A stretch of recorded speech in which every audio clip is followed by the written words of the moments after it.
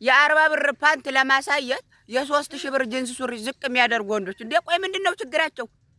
እንደው ርካሹን ለማሳየት ውዱን ዝቅ እንዴ! የማፈታው አይደለም፣ አያዋጣም። ቢያንስ በውስጥ ያለው ከውጭ ካለው ነገር የሚወደድ ቢሆን ያው ለማሳየት እንግዲህ አንዳንድ የወንድ ልጅ ያለውን ነገር ለማሳየት ይተጋራል። ቢያንስ ጥሩ ውድ ነገር ቢሆን ለማሳየት ዝቅ ይደረጋል። እንዴት ነው ሰው የአርባ ብር ፓንት ለማሳየት እዚህ የ3 ሺህ ብር ጅንስ ሱሪ ታወልቃለህ? አያዋጣም። ፊት እንደ ሀገርም እንደ ህዝብም እንደ ወገንም እንደ ዘመድም ብቻ እንደምንም አያዋጣም። አስተካክሉ። ወይ የወርቅ ሱሪ አድርጉ፣ ወደ ውስጥ የወርቅ ሱሪ አድርጉና ከዛ ጅንሱን ዝቅ ብታደርጉት እንዲህ የወርቅ ትባላላችሁ።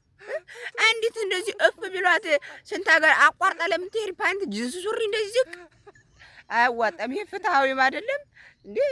ተው። ያው እኔ አንዱ ሀሳብ ልናገር ብዬ ነው እንግዲህ ያለበት ይግነንበት ስለሆነ እያያችሁ እዛው ኮሜንት ላይ ገብታችሁ